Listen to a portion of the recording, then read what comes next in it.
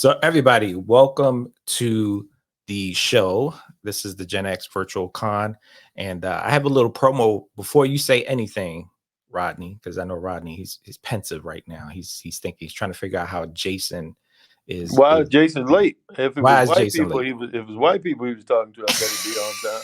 But if it's black people he's talking to, now he can just come in anytime he wants to. I'm offended already. We're already Listen. starting off on a bad foot. Oh my gosh, I can't wait for him to get in here. He's got a lot of splaining to do. I agree. Rodney Barnes is an award-winning writer, producer, and comic book creator whose vibrant and emphatic creative voice, as you heard, has established him as a Hollywood mainstay. Barnes was most recently an executive producer and writer for HBO's Winning Time, The Rise of the Lakers Dynasty, and I need more information about season 2, and for that's coming, chronicling the professional and personal lives of the 1980s Showtime Lakers. Barnes has a number of projects in development, including an adaptation of Chris Leslie Heinen's novel Ride Around Shining for Jonah Hill's Strong Baby with Lakeith Stanfield, another awesome actor, attached to star that series, a miniseries of the life of great golf Tiger Woods, and HBO's Jack Johnson limited series starring Mahershala Ali, aka Blade, if they can get that done. Alongside TV, Barnes is a veteran comic book creator whose Eisner Award nominated Killadelphia, which we'll dive into now, has a television show in development at Levantine TV. His publishing imprint, Zombie Love Studios, is dedicated to storytelling through unique BIPOC perspectives, including Killadelphia, nominated for an Eisner Award, Blackula, which I have 2 copies of, an adaptation of the cult horror classic, and Monarch, an apocalyptic sci-fi adventure series following a group of Compton school kids in the midst of an alien invasion. Some people might say that's actually happening now. Barnes has also penned issues for Army of Darkness, James Bond, Emeros, Lucasfilm's Lando, Double or Nothing, Lion Forge's Quincredible, and Marvel's Falcon and Secret Empire. So you've done a lot, and this is just a small crux of what you've done. You've done so much TV and movies, and reading your bio that's just a short clip. So there's Jason. There's Jason's chin. It's kind of Jason's face. Now we don't have a host. Now it's just you and me talking. How's it going? Got you, but we ain't got no host. How's your Saturday? Oh, fantastic. How about yours? It's been interesting. I was going to Starbucks this morning and got stared at by a homeless guy for about 2 hours straight. I understand. Yeah. There's times when I stare at you, I just don't have 2 hours in my life to look at you for that long. Nobody does. I don't get to talk to you very often. Not that I ever have like the urge, but it's like whenever I see you, like I think we text from time to time. Yeah. I thought it was personal that you weren't here. I just figured because it was black people we was talking to that you just figured you take your time to get in. Like, that ain't no hurry. Let me finish this sandwich. I can go in the other room and talk to black people if I want to. Well, I got to come all the way out here and get an app. Well, I got to get an app to talk to black people. It was my ADHD. I saw the email today, and I know. I saw one. That's why I figured when I saw the one that Jason's in he's walking around. He saw it real quick, and he just said, "You know what? That one is enough. I don't need the 0. I don't need to listen to the 0." Hey, Jason, I've been listening to this whole thing, and this is what I've been living for all day. Why is his picture bigger than mine? Why is his picture on top of ours like he owns us or something? Listen. Here we go. How about that? We need something even. I don't want this. It's bad enough I got to work with him. I don't want him to just somehow. It's like somehow I'm reporting to him to tell him what I'm about to do or something. I don't like that feeling. Well, listen, this is as big as I can get it. All 3 of us, it's all equal right now. I think Jason just has the phone a lot closer. Maybe he has the iPad. He has the iPad. Okay. Yeah, he has the iPad.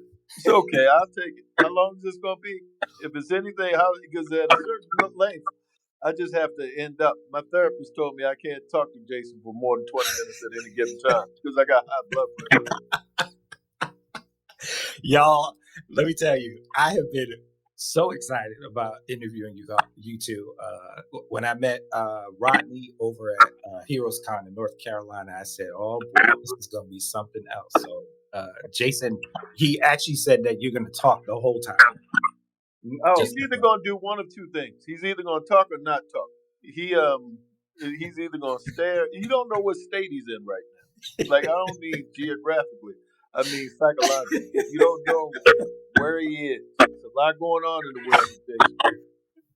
You know, Jason is funny. My relationship with Jason is an odd one. When he's not talking to Todd McFarlane, I'm his favorite person in the world. When he's talking to Todd McFarlane, then somehow I become insignificant. It's an odd thing. And I Now, don't take it personally. I you shouldn't. You shouldn't. pretty out. Jason, you never thought that on a Saturday, I know you've been with Rodney before, you never thought on a Saturday you had to download an AirMe app, and then while you weren't here, you were being chided by Rodney. This is the most effort he's made for black people in at least the last half hour. Just downloading that app because I felt the anger in him. Like, why do I have to go through all this? Jason Shawn Alexander. I got 3 names. Why I got to go through all of this?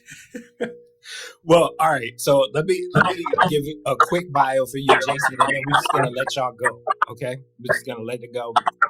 Jason Shawn Alexander, the man with the 3 names, and is a writer and an artist, having worked in comics for over 20 years, receiving 7 Eisner Award nominations and the silver medal from the Society of Illustrators. Alongside his comic career, Alexander exhibits his fine artwork in galleries in Los Angeles, New York, London, Berlin, and is shown in the National Portrait Gallery at the Smithsonian. His current project with co-creator Rodney Barnes, Killadelphia, which we'll probably take up most of the time to talk about, has been optioned for a new television series. His series Empty Zone has garnered more and much acclaim, critical acclaim. Among his list of credits to co-writing and an artist of Spawn, as well as having contributed to art to Hellboy, Abe Sapien, Batman, Superman, The Escapist, The Shadow, The Secret, Frostbite, 30 Days. I can go on and on. He created art for motion comics for such films as Pan's Labyrinth, Predators, and Mad Max. So that's again the 2 of y'all. I need to know how you got together. Period. I was in this program for wayward children, and Baby came in. He had been going through a lot. His parents didn't know what to do with him, and I had the urge to help people, you know. Yeah. And I just decided I was going to reach out. I saw talent in him, you know, but I knew he was a little problematic, and then it took off from there. Jason, what's your side of the story?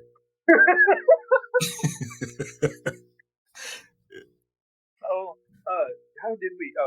I have no idea how Rodney got even associated with the company, but I got hit up from a guy doing large graphic novels, these things called tome, and each one of them they had a non-comic book people, what I was described as a non-comic book person interviewing a comic book person, and I don't know how Rodney got linked with me, but next thing I know is I'm getting an email and we're meeting through email, and he interviews me, and but I looked him up, and I'm just like, this guy's famous. Why is he interviewing me?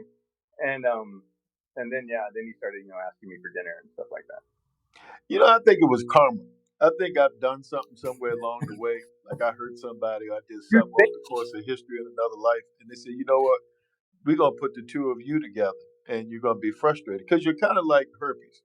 Like as soon as I think you're gone, you pop back up, and it's like at odd times, like just as odd times in my life when I'm at peace. Here comes Jason. I hear you coming. I hear you coming every time. I'm just too old to move, and it's here you are. You always frustrate me. Always annoys me, but he's around. He's like that bad kid that you have. You know, if you have a lot of kids like I do, it's always one you love them, but it's like there's a problem. You just can't get him to act right. Right when you think he's doing something good, then he just will break something or get a DUI or something. Go ahead. I know you got questions. I'm sorry. No, Jason's looking around like, what world are we in that this happened? But Jason is accustomed to this. This ain't the first time Jason and I have shared space together, and he's heard my frustrations. Oh God, I could talk to y'all for hours. This is actually how my household is 24/7. So I appreciate That's too bad, man. You should call somebody. You should get some help. it. I've tried. They won't let me out the door. So let's talk about Killadelphia. So this obviously is the union, the conversation that folks have had. You've had lots of nominations. Tell me about this project and possibly what will hopefully transpire into a live action. Hopefully, right? Jason, you want to talk? Since I've been talking, Hey, you bought the app. I got an app. Philadelphia is just since Rodney first finally convinced me over dinner. When I read the first script, I knew it was special and something different than anything I was reading, and it challenged as hell. And everything that he would write just kind of made me happy, even though he was like a significant pain in the ass. Every time I had a script, I was like, this is gorgeous. This is almost worth putting up with Rodney. Wow. But and then it just kept going. Every issue got better and better. Like not better and better as in one needed to improve. Every issue kept evolving the story, and it just made every issue more of a challenge, more exciting. Like I can't point to another body of work that I've done that I've been more proud of because of just personal growth and artistic and all that stuff. It's been great. And then Rodney's gonna make a TV show. Yeah, Rodney. Yeah, yeah. I guess That is from my vantage a point, Hollywood juggernaut is absurd. well, Jason and I, the way it started was I would pitch Jason, ideas and things that I was thinking of. And Jason would always say, "Why does everything have to have black people in it?" And I would be like offended. I'd be mildly offended. And then I understood. I went over his house. I saw all these paintings of black people everywhere, and it's kind of macabre when you see it because you don't know whether this is like a fantasy of things he'd like to do to us, or like some macabre form of appreciation. So yeah, I don't know what it was. What? Excuse me. Excuse me. One There was a thing. bunch of things. It was the jazz guy. It was the Miles Davis one. There was all like people sitting around, black people sitting around like we don't have as much value, not doing anything, like shiftless, but sad. It was, but it was something that you could capture with the sadness that I thought like, wow, it's almost empathetic in a weird kind of way. And we started doing the book, and there's this odd thing. Like I said, I really don't like him very much, but he captures a tone and a thing that nobody else can. I've been trying for years to say, please, somebody else come along. And it keeps coming back to Jason. I don't know what it is. So yeah, it got optioned relatively quickly. Then we had a strike. We had a couple of strikes, and now I don't even know if they make TV in any new TV. But trying to get it on the air. Been trying to get it packaged. Andre Brower from Homicide in Brooklyn Nine-Nine is our James Sangster, but he unfortunately passed away, and so we're back at it, trying to figure out how to get a package together and put it out there to the world and hope for the best. All right. So with that said, Senor, for folks who don't know what Killadelphia is, could you just give a quick brief synopsis about the That's a story? do, but I'll do my best. Father and son story. Two police officers. One's a homicide detective. Son comes home at father's demise, finds his diary, goes through it, realizes that dad was on the trail of a serial killer who he believed was a vampire, thinks dad was crazy, follows the same train of thought, comes to the same conclusion, that if his father was killed by a vampire, that his father may be a vampire, up his father, vampire, two work together to bring down a lead vampire who happens to be John Adams, the Secretary of the United States, and now and that begins a journey that they meet everybody. They meet Jesus, they meet a whole lot of people, and that's basically Killadelphia in a nutshell. And all of it takes place in Philadelphia, lovely city, except for the area we tell the story about. Those 2-3 bad streets. Oh God. I hope it. I went to Temple University in North Philly, so I I mean, love Temple. cool. Yeah, Cheney. Yeah. yeah, yeah. I miss Cheney. Um, yeah. So with that said, I know that there's next phase to the storyline with evolutions. I'm not going to give it away, but yeah, for folks who are anticipating kind of like the next arc, what does that look like? Huh, that's a good question. We haven't figured that quite out yet. We're working on that next arc. We're trying to figure out what that next arc. That arc could be an arc. It could be a lot of different things. We will see. But we just had Spawn, Savage Dragon. Mhm. We had a lot of eventful things happen, and we will see what the future holds. Awesome, Jason. So when Rodney gives you the script, is he saying here are the keys, make it happen, or he's like, yeah, what's your interpretation, and does it go back and forth? What's the process there for the two of y'all to kind of come to, I guess, a very good state of where the final product looks like? It's literally the reason why we can put up with each other, because there's like next to no effort. like when it comes to work, it just fucking flows. I mean, it's he does it like we'll have dinner, or we'll get on the phone, and he'll give me like the idea for the next arc or the next issue, and I'm like, oh my god. And then he'll send me a script, and I get to, I've said before, I take that moment and just sit back and spend the most of the day with the script, and just kind of enjoy it on my own, like just as a fan of the writing, and just to kind of like get it all in.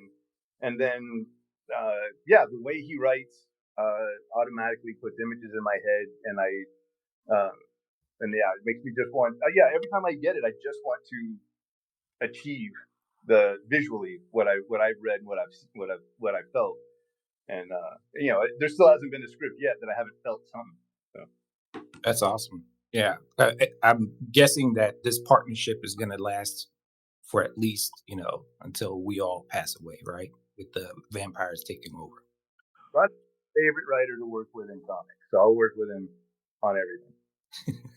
So, I must have the money or something. There's something. I'm looking around right now. There's a sniper. But a bullet's gonna come through the window. We'll know your secret, Rodney. You're actually a vampire. I don't know if vampires eat this much. I Okay, don't know if that's the case. got you. Now, Vampires why are did kind of slim. so why did you pick John Adams? Not that I'm mad at you about it, but I'm just saying. John Adams felt like a perfect character. If you look at, those iconic figures of the past that helped form the idea of America, this great experiment. John Adams kind of falls through the cracks. He was there, but he didn't get the same kind of love as Washington, Jefferson, just a Bud Hamilton. All of those guys seem to get a lot of love, where Adams is sort of, put off, sent to a corner. So I felt that animus, I were able to look back at history and see that I was more or less a footnote, that my son got a little bit more love than me. I think I would feel a way. That feeling of a way is what we built on. That's awesome. And Jason, as far as your technique and what you do, I have not seen anybody's art like yours. Is there inspiration, or how did you find your niche like techniques and kind of like your caliber of like working?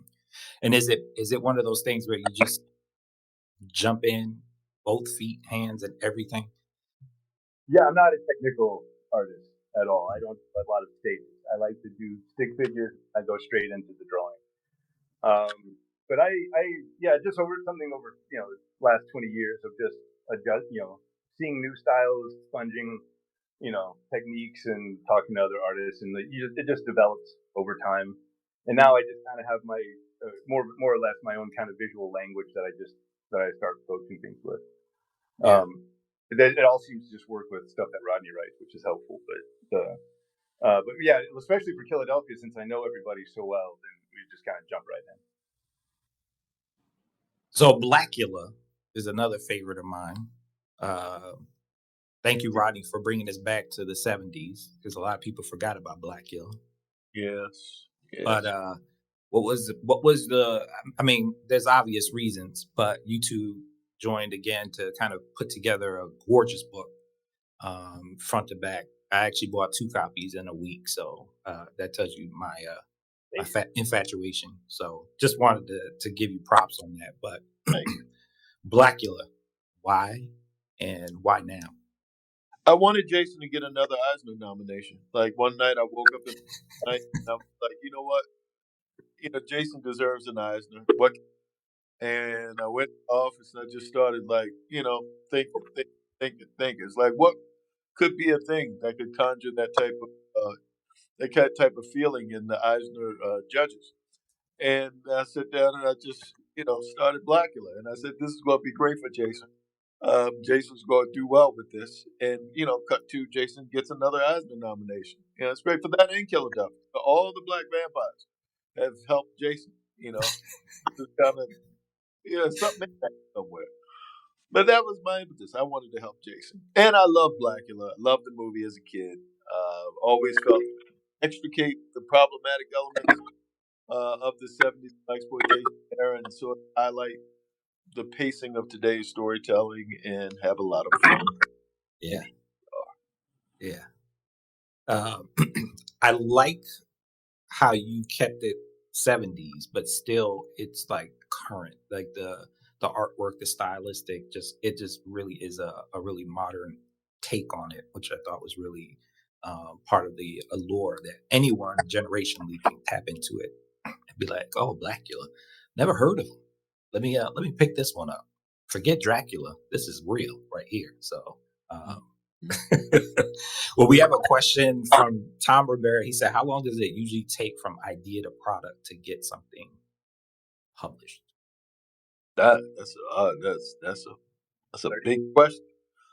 Yeah, that's a big question. I guess from my end, it's according to what it is. It's according to how long it's going to be. Um, it's if you're talking about the regular process of a comic book, talking about just the creative, takes me a day or two to write a script. Takes Jason however long it takes Jason to illustrate it. Then it goes through color and all of those other bells and whistles and lettering and all of those things. I think it's according to how many bullets are in the gun that's at my head at the time to do the part that I do. What else is on the table. But my end is relatively quick. I can't speak for Jason's part. About 30 days total from script to color and letters and all that stuff for a book to be finished and then go out to print. That's the beauty about comics. Again, like we can wait. We have to wait through strikes and all this other stuff to knock on Hollywood's door. But one of the beautiful things about comics is that you can visually tell your story, relatively cheaply, relatively quickly. Um, it's still by far my favorite medium because of that. That's cool. So to kind of stay on that, is Killadelphia, is I know you're working on the next story arc. What what do you see? Maybe some offshoots, or maybe even some characters that might be able to kind of bridge that world and maybe expand on it. Are you thinking about doing something like that? It's always up to circumstances. I think both of us are a lot of different things, and it's not like Killadelphia is the only thing that I do or he does. So Hmm. do really public demand. The Yeah, public says what we do or don't do. Like I said, I can't speak for Jason, but if they want it, there'll be more. awesome. So what is the public demanding of you all? For me, um, not to yell at Jason so much.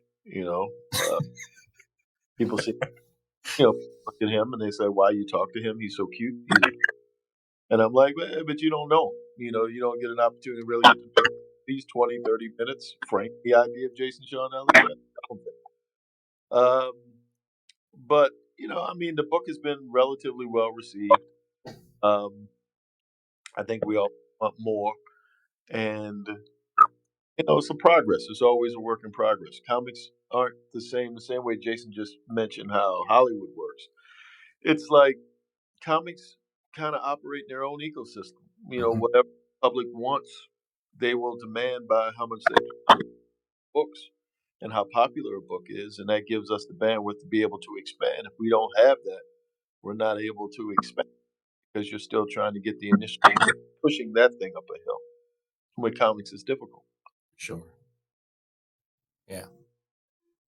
Jason, what are people clamoring for you to produce and participate in? More stuff with Rodney? More abuse, maybe? I want to bring Rodney for a lot more stuff with, like, I'm doing a lot of stuff with McFarlane, so I think there's still vampire stuff that me and Rodney have to do over there too. Yeah. So, yeah. There's I'm doing a 6-issue thing with McFarlane right now, and people, a lot of the Spawn fans dig that kind of stuff. But I like that collaboration with Barnes over there, and I like that universe is just very open. So right now, I think Rodney and I can just go around and play with other people's characters too. Yeah, I loved how you all were able to cross and create this cross worlds in a sense. So really cool, especially with the covers and the Spawn universe and Savage Dragon. I mean, I picked everything up that was there, and I was just like geeking out. I was like, how is this possible? What's happening here? And I loved it. So yeah, yeah. So if you had to kind of like talk about the whole medium, not just comic books, but like film and television, what's your favorite space to be creative? What spaces allow you to be full on fledged masterminds in that space? And which one is your preference to really, obviously they all have different angles, but what's your preference as far as, navigating this partnership, one, and two, also the work that you all are producing? Like Rodney said, you all are doing other things besides comic books. So what does that look like for you all as far as your motivation and artistic preference? Me first. Comics. There is no. I love comics. My children would be going under public school if I just did comics for a living. So, so there's a lot of other things. I find some creative appreciation in virtually everything that I do. I'm primarily known as a TV writer producer. That's 70% of probably what I've done. I'm doing that right now. Even though I got a bunch of movies, I have 5 movies I'm writing at the same time. So it's a lot of different things happening at the same time. Wow, that's crazy. 5? 5. Good. I got 5 different groups of people yelling at me that they want it all at the same time. Well, if they want good stuff, they'll wait for sure. Yeah, I'm gonna tell them you said that. I'm gonna tell them to get the Air Meat app. Yes. Come in here. Get on in there. Yes. And hopefully I'm on. Hopefully exactly. I'm on. If you on at that time, I'm gonna say, wait a minute, hey, don't leave me alone. Leave me alone. Yeah, talk to Jen. Yeah, he wants you to understand that if you want it to be good, and then we'll see what happens. We'll see if my kids come to school. That's how I felt about Prince, right? You had to wait for his music, you couldn't rush the process. I don't know if I'm Prince. I'm more like Terrence Trent D'Arby by comparison. I don't know if I'm Prince. I don't know. There's another Colonel Abrams or somebody. I don't know if I'm actually Prince. So, yeah, maybe a rook or a pawn. I don't know if I'm a Prince. How about you, Jason? What? I'm just listening to Rodney. Sorry. Oh, okay. I'm mostly doing comics right now. I'm starting to dabble back into fine art and that kind of thing. Mostly right now, I'm just I'm enjoying more than I ever have doing the work, and I'm making a lot of comics. Yeah. That's great. Rodney, Kenneth Aquino said, "My guy, I love you." Not sure if he's singing it. Wow, I appreciate it. It probably sounds a lot like Prince when he's singing it. Thank you. I love you too, man. I love you too. I appreciate it. He said, sign my daughter's forehead. Well, Happy to sign your daughter's forehead. yeah. Happy, especially if I can cash it as a check. But Yeah. yes, I'm happy to. Good Lord. Is that abuse? I don't know. No. That's trying to capitalize. I'm trying to stay alive. We live in a capitalistic society. That's not abuse. Not abuse. I would sell any of my kids. If I hear them running around out there all happy and free, I'm jealous. I'm in this room, like a slave. Oh, Lord have mercy. And I know Jason's going to text me, as you should be. It's like, that's our relationship. Y'all don't know. Y'all just don't know. Y'all have no idea what I get from Jason Shawn Alexander. You think he'd be a little empathetic from Tennessee and all, but that's okay. So do y'all actually connect often? Because this feels very, very like fair, like friends that connect often. Connect often. You mean like does the punch connect? Because I've been swinging for a lot of years. What's connect? Friends. So I've just been. I mean, I've been to Jason's house. Jason's been to my house. If that's what you mean. Oh, that's good. Is that the litmus test? We've sat and eaten food. Jason's fun until the whiskey hits. When after the whiskey hits, you may as well be in Alabama in 1925. It's the whole everything changed as soon as the whiskey hit. He's a different guy. Jason, the filter's gone. It's a damn shame. He is running you up and down the pole. Even when but people say to me all the time, "How you let him? You should have a brother." And the brother, and I was like, "Yeah, you're all right. Oh, absolutely right." I was crying to Sanford Green the other day. "Come save me, please, brother. Please save me." And he was like, "No, you stuck now. You made your choice." It's like Lionel Richie whenever he wants to go back to the Commodores. He said, "No, it's too late." Yeah. Stuck to the Eisner-nomination. Yeah. You missed your shot. That was it. That's what it was. Jason, do you feel like the middle child right now? I know like literally on the panel, you look like you're the middle child, but do you feel like right now? Oh, I have a middle child in mind. So this is about right. This is Rodney. When we sit at the restaurant, just sit there. I'm always thinking to me, like, why am I here? I'm thinking to myself, like, why is other things I could be doing? And he's here. And it's only because he can draw. That's God's sense of humor. It's like Sling Blade. They gave him one thing that he could do. That's the most interesting thing, is his ability to make art. Other than that, horrible human being. Horrible human being. But it's like talking to Joe Biden now. It's horrible. It's the same thing. I see Jason literally cringing and just saying, well, this is what it is. This is how it always is. He feels obligated. He's like, he was like, I thought I only had to do this in February. Why am I talking right now? Why am I looking at this screen? Seeing what I'm seeing right now. It's like, why am I here? Listen, I hope, Jason, I hope you make it to Baltimore. I think, Rodney, you're coming to Baltimore, correct? I guess so. We'll see. Every day is different than the day before, but I'm supposed to be there. I signed a piece of paper saying I'll be there. You signed the contract. Okay. I did. I signed something. I'll be there for Friday and Saturday, I think. Friday and Saturday. Well, I would, if you come through, I would love to take you to this spot. It's my favorite spot. I got a spot I want to take you to in Baltimore. It's an alley. Alley. Oh, wait a minute. Alley. Nope. There's an alley in Baltimore I'm going to take you to. Right in East Baltimore. Yeah, my wife will probably cut me and you may never find me. I'll be in the harbor. It's now they can swim in the harbor now. No, you can't. Don't believe that. Well, they're trying to thin the herd. They're trying to thin the herd in Baltimore. Yeah. Don't jump in that water.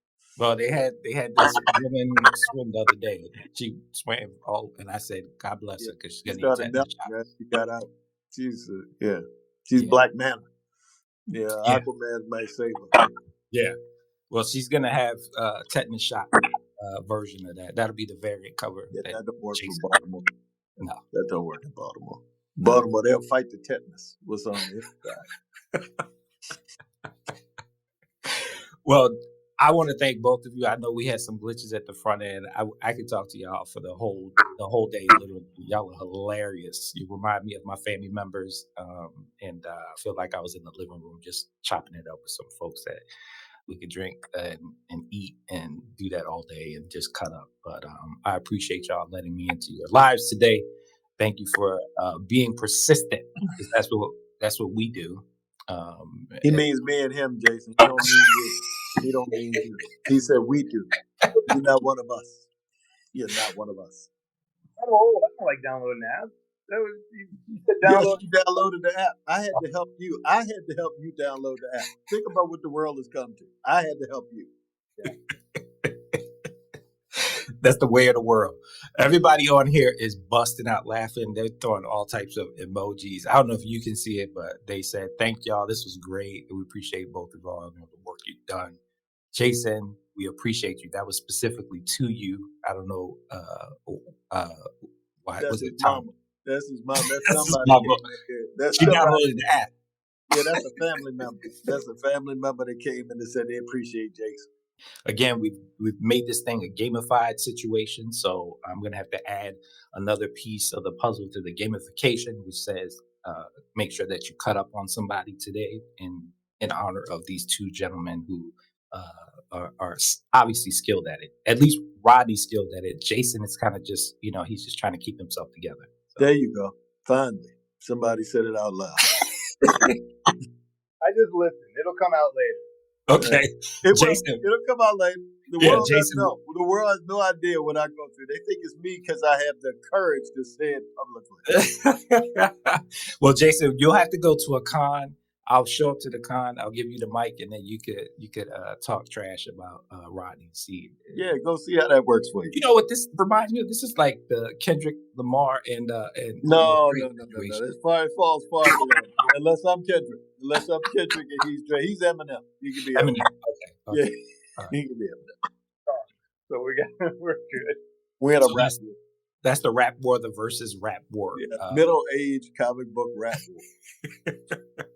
Well, I give y'all nothing but props, love, and I appreciate you so much. Thank you so much for coming through to the GenX Virtual Comic-Con.